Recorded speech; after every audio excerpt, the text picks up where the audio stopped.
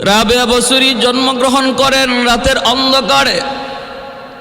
রাতের বেলা ঘর আলোকিত করার জন্য একটু আলোর প্রয়োজন, কিন্তু বাবা কারো কাছে যান না, দরজা বন্ধ এই কথা বলে তিনি স্ত্রীকে বুঝ দিলেন। ভাইরা কিন্তু ঘুমায় গেলেন বারবার, শুধু একই চিন্তা। ওই ঘুমন্ত করে আল্লাহর নবীর সাথে তার স্বপ্ন যুগে দেখা হয়ে গেল। আল্লাহর নবী স্বপ্নে বলতেছেন, ইমরান টেনশন করো না, চিন্তা করো না, তোমার মেয়ে রাবেয়া সাধারণ কোনো নারী নয়, সাধারণ কোনো মেয়ে সন্তান নয়, বরং আল্লাহর দরবারে তার মাকাম মর্যাদা অনেক বেশি, সে অনেক বড় একজন নেককার নারী, তার ব্যাপারে আমি নবী তোমাকে সুসংবাদ দিলাম। ভাইরা আমার, আল্লাহর নবীর স্বপ্ন যুগে রাবেয়ার ব্যাপারে তার বাবাকে সুসংবাদ দান করলেন। আর বলতেছেন, ইমরান প্রয়োজন তোমার পয়সার, প্রয়োজন তোমার টাকার, প্রয়োজন একটু সাহায্যের, আমি নবী তোমাকে পাঠাইতেছি। বসরার গভর্নরের কাছে যাও, যায় তুমি আমি নবীর পক্ষ থেকে পয়গাম শোনা দাও।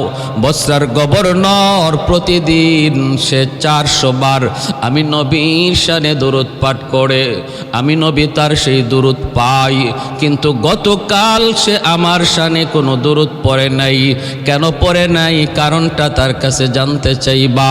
কারণ এই দুরূদ পড়ার খবর দুনিয়ার কেউ জানে না, বরং সে জানে, আল্লাহ জানে, আর আল্লাহ আমাকে জানায়। তুমি ওই গোপন খবরটা বসরার গভর্নরের কাছে তুমি যায় পেশ করো, আর বলো গতকাল না পড়ার জন্য, গতকাল না পড়ার খেসারত হিসাবে সে যেন 400 দিনার তোমাকে সাহায্য করে। স্বপ্ন যুগে আল্লাহর নবীর কাছ থেকে এই সংবাদ পাওয়ার পর রাবেয়া বসরির বাবা ইমরান বসরার গভর্নরের কাছে যায় হাজির। আল্লাহর নবীর বাতানো সেই কথাগুলি যখন বসরার গভর্নরের কাছে তিনি পেশ করলেন, গভর্নর অবাক হয়ে গেল। কারণ আমার এই খবর দুনিয়ার কেউ জানে না, এমনকি আমি আমার স্ত্রী পুত্র আমার মা বাবা কাউকে জানাই না, কিন্তু জানলো এই লোকটা কেমন করে। বোঝা গেল খবর সত্য, এবং আল্লাহর নবী আমার পড়া এই দুরূদ তিনি প্রতিদিন পান। বসরার গভর্নর এত খুশি হলো, এত খুশি হলো, এত খুশি, সাথে সাথে 400 দিনার ওনাকে সাহায্য করলো, আর 10,000 দিরহাম সে গরিবের মধ্যে বন্টন করলো। শুধু শুক্রিয়াতান, আনন্দে শুক্রিয়াতান 10,000 দিরহাম সে গরিবের মাঝে বন্টন করে দিল। আর বলে দিল, ভাই যদি এরপরও তোমার কোনো প্রয়োজন হয়, যে কোনো সময় তুমি আমার কাছে আসবা, আমি তোমাকে একটু সাহায্য করে উপকৃত হব। ভাইরা বন্ধুরা, তিনি তো এমন এক আল্লাহর ওলি ছিলেন, যার ওলি হওয়ার ব্যাপারে আল্লাহর নবী স্বপ্ন যুগে তার বাবাকে সুসংবাদ জানাইছেন। যেরকম সুবহানাল্লাহ। এ ভাই একটু খেয়াল করে শুনো, রাবেয়া বসরির যখন বাল্যকাল, অভাব এর ভিতরে বাবা ইন্তেকাল করলেন। ওনার বড় 3টা বোন, তাদেরও বিয়ে শাদী হয়ে গেল। মার ইন্তেকাল হলো, রাবেয়া বসরি বাল্য, কেউ নাই দেখাশোনা করার, কেউ নাই। ওই অবস্থায় বস্রায় দুর্ভিক্ষ চলছে, মানুষের ঘরে ঘরে অভাব, রুজি রোজগার নাই, জিনিসপত্রের দাম ঊর্ধ্বগতি, চরম সংকট মুহূর্তে রাবেয়া একা হয়ে গেলেন। দেখশন করার মতো তার কেউ নাই। ওই রাবেয়া বসরি তিনি বের হলেন, কোথাও যাবেন। পথে ডাকাতের দল, একদল ডাকু ওনাকে অপহরণ করলো, তারপরে বাজারে বিক্রি করে দিল বাদী বানায়া। একজন ধনাঢ্যশীল ইহুদির কাছে বাদী বানায়া বিক্রি করে দিল। আল্লাহর ওলিয়া রাবেয়া বসরি এখন আর স্বাধীন নন, তিনি একজন গোলাম, তিনি একজন বাদী, মুনিবের অধীনে ওই ইহুদি মালিকের বাড়িতে যায় তিনি তার ঘরের কাম কাজ করেন, সারাদিন কাম করেন। আস্তে আস্তে বড় হতে লাগলেন। রাবেয়া বছরই ইহুদির বাড়িতে কাম কাজ করেন। ইহুদি সে তো আল্লাহ চেনে না, রাসূলকে চেনে না, রাবেয়াকে চেনে না, ধর্ম কি জিনিস জানে না। এক পর্যায়ে ইহুদির অত্যাচার রাবেয়ার প্রতি দিন দিন বাড়তে লাগলো, রাবেয়ার প্রতি দিন দিন বাড়তে লাগলো। রাবেয়া তিনি তো সারাদিন দুনিয়ার মালিকের কাম করেন, আর রাতের বেলা আসল মালিকের কুদরতি কদমে সাজদায় পড়ে যান। ভাইরা বন্ধুরা, একদিন কোনো এক কারণে ইহুদি মালিক ওনাকে মারলো। রাবেয়া বসরি প্রচণ্ড মার খেলেন মালিকের পক্ষ থেকে। রাতের অন্ধকারে তাহাজ্জুদের টাইম, রাবেয়া তার ঘরের কোনায় বসে বসে আল্লাহর কুদরতি কদমে সেজদায় পড়ে কাঁদতেছেন। এমন কান্না কাঁদতেছেন আর বলতেছেন, ওগো আসমানের মালিক, দুনিয়ার মালিক আমাকে চেনে না বিদায় আমাকে মারছে। তুমি এজন্য আমার মালিকের উপর নারাজ হইও না। আল্লাহ তুমি আমার মালিককে মাফ করো, মাফ করো, মাফ করো। মারলো মালিকে, নির্যাতন করলো মালিকে, বদদোয়া করার কথা, কিন্তু না, বদদোয়া না করে তার দোয়া করতেছেন। এই দিকে তার ওই জিকিরের আওয়াজের কারণে জায়গাটা, তারই ঘরের উপর থেকে আসমান পর্যন্ত নূরের একটা রেখা এই জমিনে চলে আসছে। কারণ আল্লাহ পাক রব্বুল আলামিনের জিকির যেখানে হয়, আল্লাহ পাকের নাম যেখানে উচ্চারণ হয়, ওই জায়গাটা আকাশের ফেরেশতাদের কাছে নক্ষত্রের মতো ঝলমল ঝলমল করে। কারণ ওই জায়গায় আল্লাহর পক্ষ থেকে সকিনা নাজিল হয়, রহমত বেষ্টন করে নেয়, ফেরেশতারা চতুর্দিক দিয়ে সেটাকে ঘিরে ফেলে। রাবেয়া বসরির মালিক রাতের অন্ধকারে কোনো কারণে ঘুম থেকে উঠল। ওইটা সে রাবেয়ার ওই ভাঙ্গা চোরা ঘরের দিকে তাকায় দেখে রাবেয়ার ঘরের ছাদ থেকে আসমান পর্যন্ত নূরের একটা রেখা। মালিক কৌতূহল হয়ে রাবেয়ার ঘরের কাছে যায়, যখন কান লাগায় চোখ দিয়ে দেখে রাবেয়া সেজদায় পড়ে পড়ে অঝরে কাঁদতেছে আর বলতেছে, ওগো মালিক, দুনিয়ার মালিক আমাকে চিনে না, এজন্য আমাকে মারছে। মালিক তুমি তারে পাকড়াও করো না। মালিক অবাক হয়ে গেল। আমার এই নির্যাতনের পর বাদীটা আল্লাহর কাছে আমার জন্য বদদোয়া করার কথা, কিন্তু না, সে তো আমার জন্য আল্লাহর কাছে আরো দোয়া করতেছে। এমনকি শুধু দোয়া নয়, তার ওই ডাকটা সরাসরি আল্লাহ পর্যন্ত পৌঁছতেছে, নূরের রেখা আসমান পর্যন্ত চলে গেছে। মালিক ডাক দিয়ে কই, রাবেয়া, ও রাবেয়া, থামো থামো, আর আল্লাহর আরশটারে কাঁপাও না। আমি এতদিন পর্যন্ত তোমাকে চিনি নাই, এতদিন পর্যন্ত তোমার কোনো পরিচয় আমি পাই নাই, এখন আমি তোমার পরিচয় পেয়ে গেলাম রে রাবেয়া, মাথা উঠাও। আজ থেকে তুমি আর আমার বাদী নও, আজ থেকে তুমি হয়ে গেলে আমার মালিকা, আমি হয়ে গেলাম তোমার গোলাম। এখন থেকে তুমি আজাদ, তুমি আমার এখানে আজাদি হিসাবে থাকবা, আমি তোমার খেদমত করব। সুবহানাল্লাহ। मैं तालिब मौला हूँ मेरे इश्क़ निराला, मैं तालिब मौला हूँ मेरे इश्क़ निराला, है जुमला जहाँ जिनके तजल्ली से उजाला, है जुमला जहाँ जिनके तजल्ली से उजाला। माँ दर्द जहाँ गैर खुदा यार नदर, माँ दर्द जहाँ गैर खुदा यार नदर, जुज़ियात खुदा ही चिदिगुर कार नदारम, जुज़ियात खुदा ही चिदिगुर कार नदारम। मैं सूरत यूसुफ का नहीं चाहने वाला, मैं सूरत यूसुफ का नहीं चाहने वाला, कायस के मानिद नहीं आशिक लैला। ভাইরা আমার, এজন্য একটু খেয়াল করে শুনুন আল্লাহর ওলিরা, আল্লাহর ওলিদের জীবন কত সহজ সহজ সরল। অনির্যাতিত হয়েছেন, মার খেয়েছেন, কিন্তু বদদুয়া দেন নাই।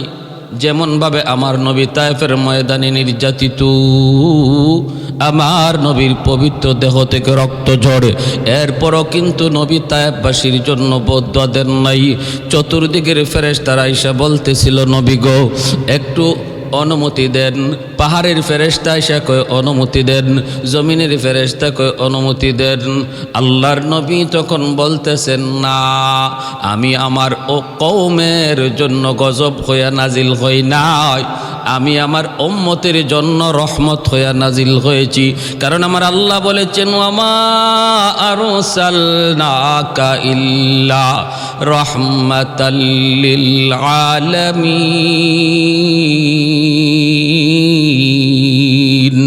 আমি হলাম উম্মতের জন্য রহমত।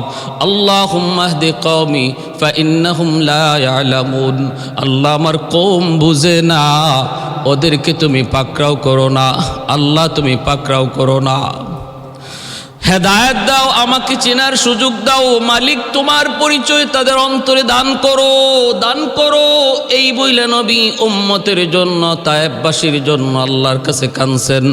রাবেয়া বসরি নির্যাতিত হয়েও মালিকের জন্য দোয়া করে, মালিক পরিচয় পেয়ে যায়। ইহুদি মালিক সাথে সাথে কালেমা পড়ে মুসলমান হয়ে যায়। ভাইরা বন্ধুরা, ও এরপর থেকে রাবেয়া বসরির সুনাম, রাবেয়া বসরির সুখ্যাতি, আল্লাহওয়ালা বুজুর্গির জিন্দিগি মানুষের কাছে আস্তে আস্তে প্রচার পেতে থাকে।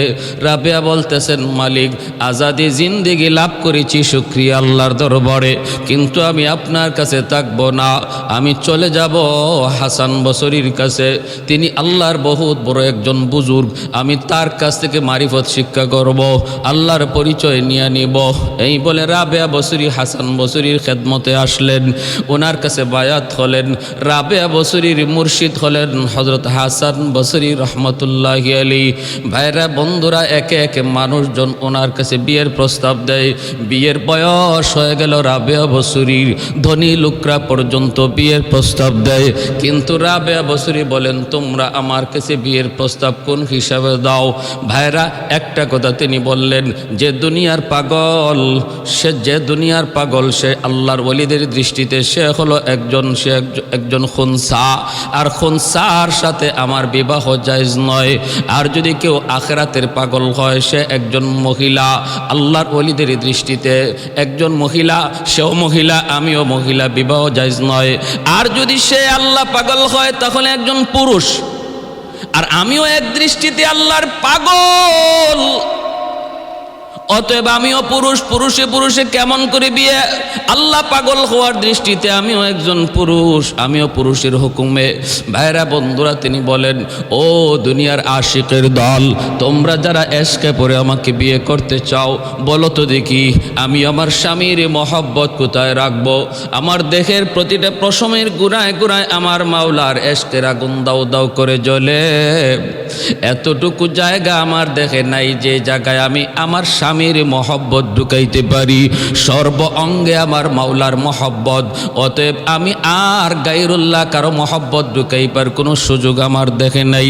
এই বলে তিনি প্রত্যাখ্যান করলেন। কেউ বাড়ি বানায় দিতে চায়, কেউ বাড়ি বানায় দিতে চায়, কেউ আলিশান শান অবস্থায় রাখতে চায়। রাবেয়া বসরি বলে, না না, দুনিয়ার প্রাচুর্যতা আমি চাই না, আমি বিল্ডিং চাই না, আমি দুনিয়ার কোনো ক্ষমতা, দুনিয়ার কোনো শান শৌকত চাই না, আমি চাই আমার নবীর মতো। আমার নবী যেই দোয়া করেছেন, আল্লাহুম্মা আহিনি মিসকিনা ওয়া আমিতনি মিসকিনা ওয়াহশুরনি ফি জুমরাতিল মাসাকিন, আল্লাহ তুমি আমাকে গরিবী হালতে দুনিয়াতে রাখো, গরিবী হালতে আমাকে তুমি মরণ দিও, হাসরের মাঠে তুমি আমাকে গরিবদের সাথে উঠাইও মাওলা।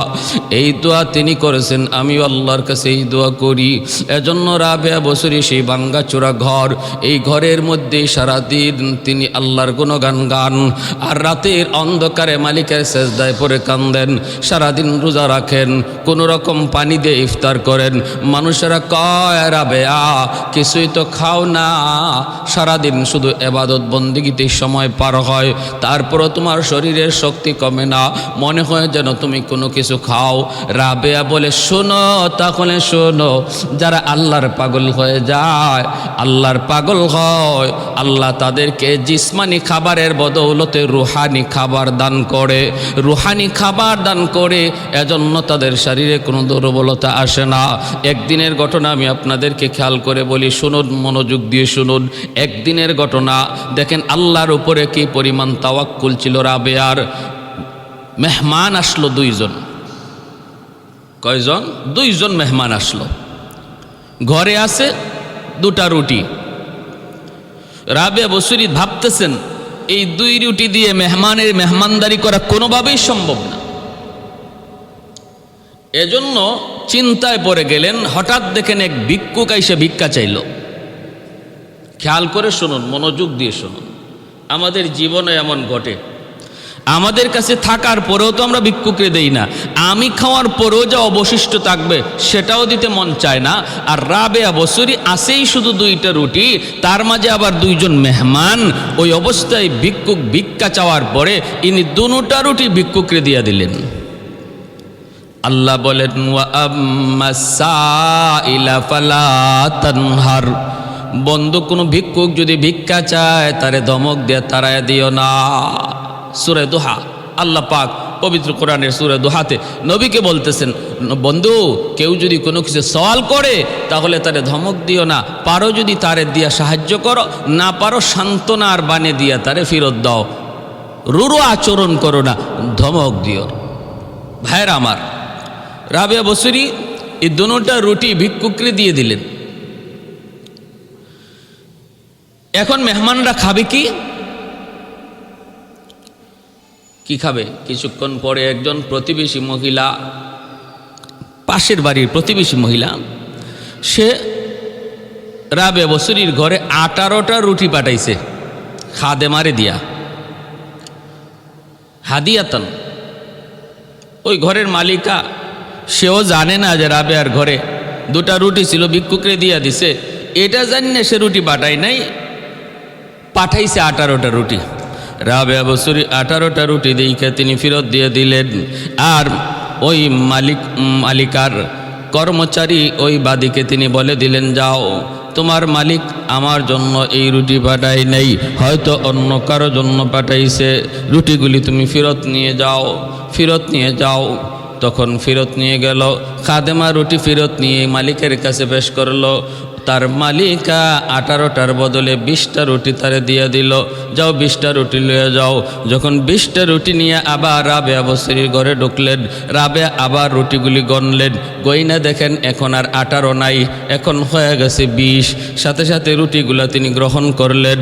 মেহমানরা দেখলো আর বলতেছে, রাবেয়া ও আল্লাহর বলিয়া দিল 18টা, তখন তুমি গ্রহণ করো নাই, এখন তুমি গ্রহণ করেছো 20টা দেওয়ার পরে, কারণ কি? রাবেয়া বসরি কই, এটাই তো কারণ, এটাই কারণ, এটাই হিকমত। আমি তো 2টা রুটি আল্লাহর রাস্তায় দান করেছিলাম, ভিক্ষুকরে দিয়েছিলাম, পুরাপুরি ইয়াকিন ছিল আমার। আল্লাহ বলে, মান জাআ বিল হাসানাতি ফালাহু আশরু আমসালিহা, আমার কোনো বান্দা বান্দি যদি এক আমার রাস্তায় দান করে, আমি আল্লাহ তারে দেই 10, একে দেই 10। রুটি দিলাম 2টা আল্লাহর রাস্তায়, আল্লাহর ওয়াদা মতে আমি রুটি ফেরত পাবো 20টা, 2টায় পাবো 20টা, 18টা কেন আসলো? তখনই আমি বুঝলাম, না না, এটা আমার জন্য নয়, আল্লাহর ওয়াদা মতে আসবে 20টা, এজন্য ফেরত দিয়ে দিলাম। আবার 20টা পাঠাইলো। এতে করে পুরাপুরি ইয়াকিন হয়ে গেল মালিকের কথার উপরে। আল্লাহর রাস্তায় যদি কেউ দেয় 1, আল্লাহ দেয়তে তারে 10, রাবেয়া দিলেন 2, এজন্য আল্লাহ দিলেন তারে 20। সুবহানাল্লাহ। जिंदगी में बंदगी तो करना है, जिंदगी में बंदगी तो करना है, जिंदगी बे बंदगी शर्मिंदा है, जिंदगी बे बंदगी तो शर्मिंदा है। आए थे हम कुछ न कुछ खरीदने को, आए थे हम कुछ न कुछ खरीदने को, जिससे हो रोशन मेरी दिलवार हो, और न तो कोई चारा जहाँ में है, और न तो कोई चारा जहाँ में है। जिंदगी में बंदगी तो करना है, जिंदगी बे बंदगी शर्मिंदा है, जिंदगी बे बंदगी शर्मिंदा है। दुनिया में हो दुनिया का तो लोभगार न हो, बाजार से गुजरे हो खरीदार न हो। दुनिया में हो दुनिया का तो लोभगार न हो, बाजार से गुजरे हो खरीदार न हो। ए दुनिया तो मिसल कागज फूल है, ये दुनिया तो मिसल कागज फूल है। अल्लाहु আকবার। এ ভাইরা আমার একটু মনোযোগ খেয়াল করে শোনো রে যুবক। আল্লাহর নবী রহমতের নবী বলেন, মালিক উহুদ পাহাড় আমার পিছনে পিছনে ঘুরুক, আমি চাই না। আল্লাহ আমি চাই আমি যেন গরিবী হালতে দুনিয়াতে থাকি, গরিবী হালতে যেন মারা যাই, গরিবী হালতে যেন হাসরের মাঠে উঠি, গরিবদের সাথেই যেন উঠি। কারণ কি? কারণ কি? আল্লাহর ওলিদের জীবন ছিল এমন, কারণ একজন গরিব ধনী মানুষের 500 বছর আগে জান্নাত পেয়ে যাবে। নবী বলেন একদিন দুই দিন নয়, ইন্নামাল ফুকারা ইয়াদখুলুনাল জান্নাতা ক্বাবলাল আগনিয়া বি500 সানা আও কামা ক্বালান নবিয়্যু আলাইহিস সালাম। ভাইরা বন্ধুরা, এই কথা শোনা মাত্রই হযরত ওসমান গনি বলতেছেন, ওগো আল্লাহর নবী, আল্লাহ আমাকে দয়া করে সম্পদ দিয়েছে গো নবী, আমি তো চেষ্টা করে তদবির করে সম্পদ কামাই করি নাই, আল্লাহ আমাকে দয়া করে সম্পদ দিয়েছে। ইয়া রাসূল, আল্লাহ জানতে চাই আমিও কি তাহলে গরিবের 500 বছর পরে জান্নাতে যাব? নবী তখন বলেন, ওসমান তুমি আমার জামাতা হতে পারো রে ওসমান, আমি নবী নিজের থেকে কিছুই বলি না, আমার আল্লাহ যা বলেন আমি তাই বলি। অতএব শুনে রাখো ওসমান, মনোযোগ দিয়ে শোনো, তোমার সাহায্য পায়া পায়া যেই গরিব সাহাবীরা মদিনায় চলল, তারাও তোমার 500 বছর আগে জান্নাতে যাবে, তাদের 500 বছর পরে তোমাকে জান্নাতে যাওয়া লাগবে। যদিও তুমি আশারায়ে মুবাশশারার সদস্য, জান্নাতি সার্টিফিকেট প্রাপ্ত একজন সাহাবী, তবুও গরিবের পরে তোমাকে জান্নাতে যাইতে হবে। কারণ গরিবের তো দাম, যেই গরিব গরিবী হালতেও আল্লাহকে ডাকে, রাবেয়া বসরির মতো চরম পর্যায়ের গরিবী হালতেও আল্লাহকে বলে না, সর্বদা আল্লাহর প্রেমে বিভোর, অভাবের মধ্যে তাইকেও সে নামাজ ভুলে না, অভাবের মধ্যে পইরাও পর্দার কথা ভুলে না, অভাবের ভিতরে তাইকেও হালাল হারাম কোনোদিন ছেড়ে দেয় না, হালাল পথে চলে, হারাম পথ থেকে বেঁচে চলে। এমন একজন গরিব কর্মচারী মসজিদের ভিতরে যদি নামাজে দাঁড়ায়, আর তার মালিকও যদি তার সাথে এক কাতারে নামাজে দাঁড়ায়, আল্লাহর নবী বলেন নামাজের পর দুজন হাত উঠায় মোনাজাতের জন্য। এইবার বলো তো দেখি কার মোনাজাত আল্লাহর কাছে আগে কবুল হয়? আল্লাহর নবী বলেন, জানোনি গরিবের দোয়া কবুল হবে। শুধু তাই নয়, ধনী মানুষটা যদি তার দোয়ার সাথে 10,000 দিরহাম 10,000 দিরহাম যদি আল্লাহর পথে দানও করে, তবুও গরিবের খালি হাতের দোয়া আল্লাহর কাছে আগে কবুল হয়ে যায়। সুবহানাল্লাহ। 10,000 দিরহাম যদি দানও করে তবু আল্লাহর কাছে গরিবের খালি হাতের দোয়া আগে কবুল হয়ে যায়। কেন? কারণ আল্লাহ পাক রব্বুল আলামিন মুনসিফ, আল্লাহ পাকের ইনসাফ আছে। আল্লাহ দুনিয়াতে তারে ধন দিছেন কম, দৌলত দিছেন কম। ধনী মানুষটার মতো সে আরাম করতে পারে না, ধনী মানুষটার মতো সে মন চাহাত মতো খাইতে পারে না।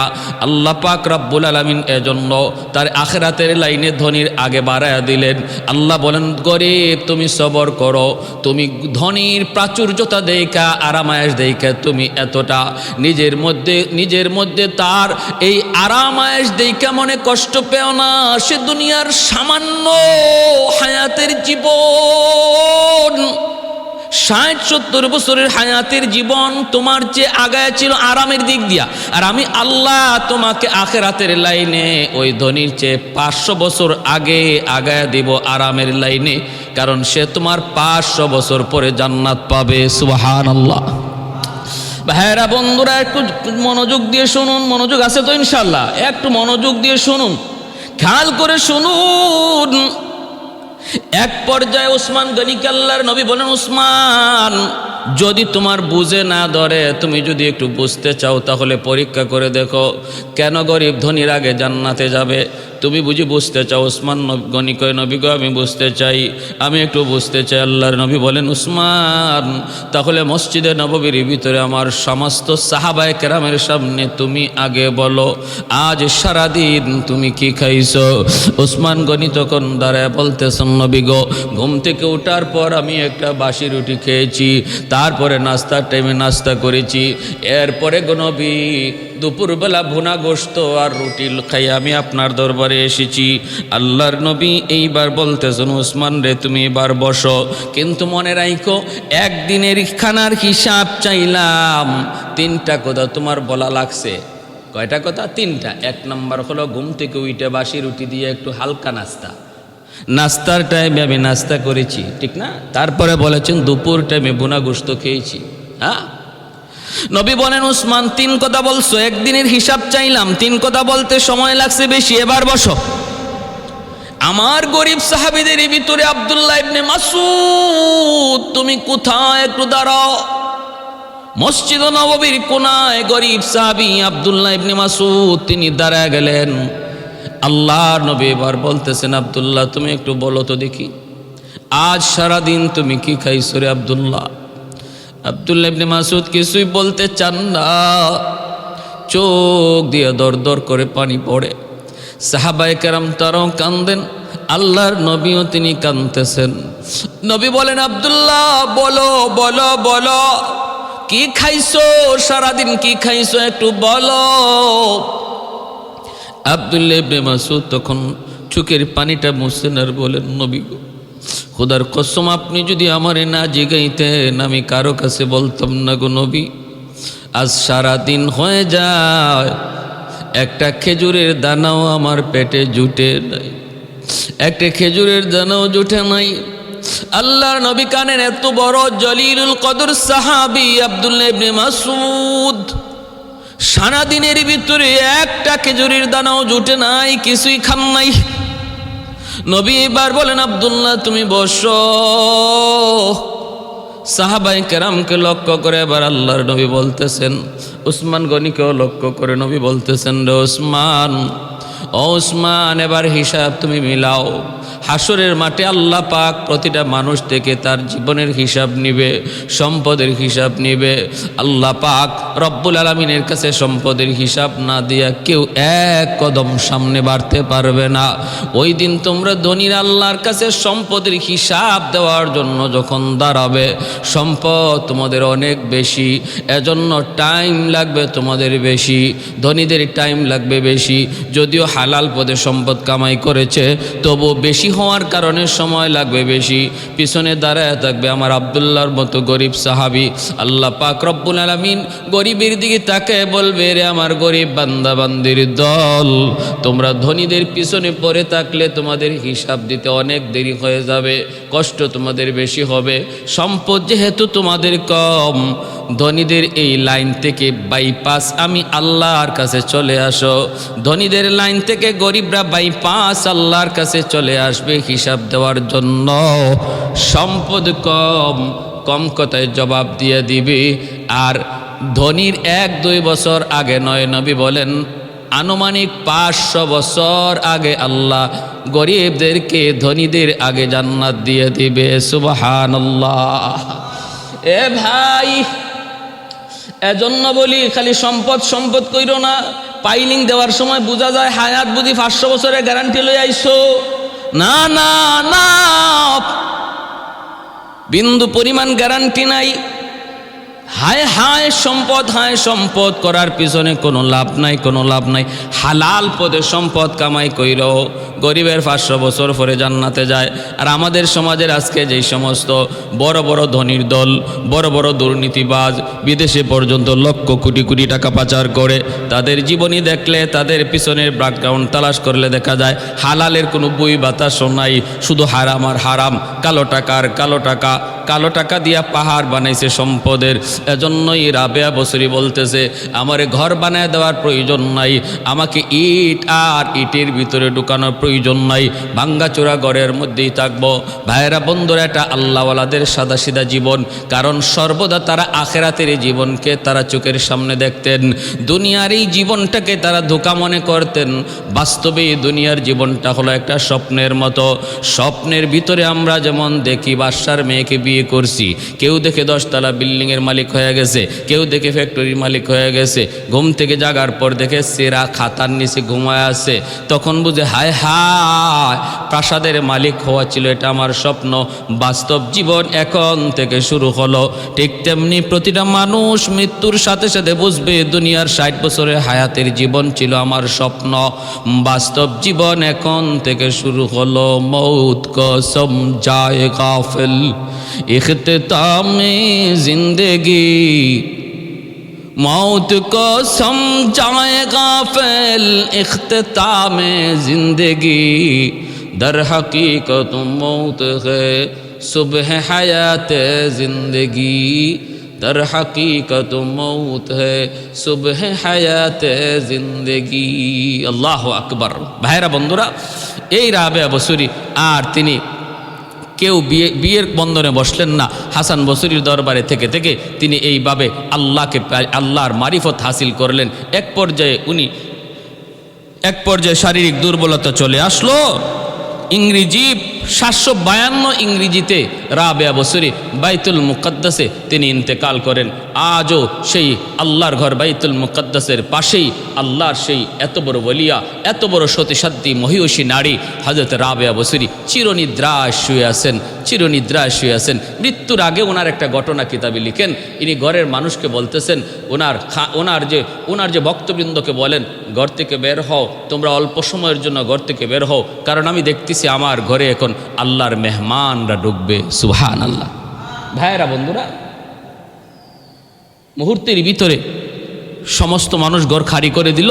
তারা বাহির থেকে একটা আওয়াজ পেল ঘরের ভিতরে। কি আওয়াজ?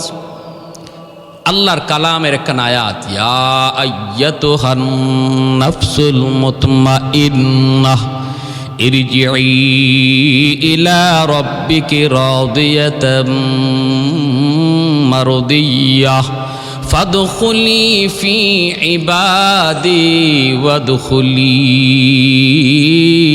জান্নাতি। এ পবিত্র আত্মা বের হয়ে আসো, এ পবিত্র আত্মা বের হয়ে আসো, আল্লাহর দিকে চলো। ইরজিই ইলা রাব্বিকি রাদিয়াতাম মারদিয়া, যে আল্লাহ তোমার উপরে সন্তুষ্ট, তুমি আল্লাহর উপরে সন্তুষ্ট, জান্নাতে প্রবেশ করো। পবিত্র আত্মা তুমি বের হয়ে আসো। ডাকটা তারা শুনতে পাইলেন। বেশ কিছুক্ষণ পর মানুষজন ঘরে ঢুকলেন। ডুইকা দেখেন আল্লাহর ওলিয়া, সেই মহিষী নারী, আল্লাহর প্রেমিকা, আল্লাহ পাকের আশিকা, তিনি আর দুনিয়ায় নাই, দুনিয়া থেকে বিদায় হয়ে গেলেন। রাবেয়া বসরির কবরে যাওয়ার পর কিছুদিন পরে ওনার একজন আশেক স্বপ্ন যুগে দেখলেন। রাবেয়া বসুরীকে তিনি জিজ্ঞেস করলেন, ওগো আল্লাহর বলিয়া, কবরে আপনার সাথে কেমন আচরণ করা হয়েছে? রাবেয়া বসুরী বলেন, আমাকে মুনকার নাকির প্রশ্ন করে, মার রাব্বুকা ওয়া মা দীনুকা ওয়া মান হাদার রাজুল আল্লাযী বুইসা ফীকুম ইউকালু লাহু মুহাম্মদ। বলো তো তোমার রবকে। আমি ফেরেশতাদেরকে বললাম, ফেরেশতারা বলো কি তোমরা আমাকে বলতেছো আমার রবকে, আমার মালিককে। তাহলে তোমাদেরকে আমি একটা প্রশ্ন করি, বলো তো দেখি তোমরা কোত্থেকে আসছো? কয় আসমান থেকে। কয় আসমান থেকে জমিনে আসতে সময় লাগছে কত বছর? কয় এক একটা আসমান থেকে এক একটা আসমানে যাইতে 500 বছর সময় লাগলো। তিনি বলতেছেন, বলো তো এত দূর থেকে তোমরা আমার কবরে আসছো, এর ভিতরে তোমরা কি তোমাদের মালিককে ভুইলা গেছো নাকি মালিকের কথা ইয়াদ আছে? ফেরেশতারা কয় কি আমরা আমাদের মালিককে ভুলবো কেমন করে? এইবার রাবেয়া বসুরী বলতেছেন, এত দূরের রাস্তা পাড়ি দিয়া যদি তোমরা তোমাদের মালিক ভুলতে না পারো, আমি রাবেয়া মাত্র 3.5 হাত মাটির নিচে ঢুকছি। যেই রাবেয়া দুনিয়ার জীবনে এমন কোনো মুহূর্ত নাই যে মালিকের নাম জপে না, এমন কোনো মুহূর্ত নাই যে মালিকের প্রেমে বিভোর নয়। ওই রাবেয়া মাত্র 3.5 হাত মাটির নিচে ডুইকা কেমন করে তার মালিক ভুইলা যাবে? এই ধারণা তোমাদের আসলো কেমন করে এই ধারণা আসলো? ফেরেশতারা আল্লাহর কাছে চইলা যায়, মালিক কার কাছে পাঠাইছো সওয়াল জবাবের জন্য? সে তো আমাদেরকে উল্টা প্রশ্ন করে, আমরা তারে কি প্রশ্ন করব? সে তো আমাদেরকে উল্টা প্রশ্ন করে। বুঝলাম না মালিক আমাদেরকে পাঠাইছো তার সওয়াল করার জন্য না রে, নাকি তার কাছে আমাদেরকে পাঠাইছো আমাদের সওয়াল নেওয়ার জন্য? আল্লাহ পাক কয় কি হইছে? কয় আমরা বললাম মার রাব্বুকা, রব তোমার কে? সে বলে তোমাদের রবকে। ও মালিক এবার আমরা কি করব? আল্লাহ বলতেছে, ফেরেশতারা রে আয়, আমার পাগল আমার আশিক দুনিয়াতে প্রতিটা মুহূর্ত রবের সবক আদায় করেছে, প্রতি রাকাতে মার রাব্বুকার সবক আদায় করেছে। আলহামদুর মধ্যে বলেছে আলহামদুলিল্লাহি রাব্বিল আলামিন, রব আমার আল্লাহ। রুকুতে গেছে কয় সুবহান রাব্বিয়াল আযীম, রুকুতে কয় রব আমার আল্লাহ। উঠছে সামি আল্লাহু লিমান হামিদা রাব্বানা লাকাল হামদ, এখানেও কয় রব আমার আল্লাহ। সেজদায় গিয়া কয় সুবহান রাব্বিয়াল আলা, এখানেও কয় রব আমার আল্লাহ। অতএব যার জীবনের প্রতিটা মুহূর্তই শুধু আল্লাহর পরিচয়, রবের সবক, তারে মার রাব্বুকা প্রশ্নের জবাব প্রশ্ন করা লাগবে না। তার রব তোমার কে এই প্রশ্ন তারে করা লাগবে না। তার প্রতিটা দেহের পশমের গোড়ায় আমি আল্লাহর ইশকের আগুন। অতএব আসো আমি আল্লাহ তারে বিনা সওয়াল জবাবে তার কবর কি জান্নাতের বাগিচা বানায়া দিলাম। সুবহানাল্লাহ। ভাইরা, এই ছিলেন আল্লাহর ওলি হযরত রাবেয়া বসুরী।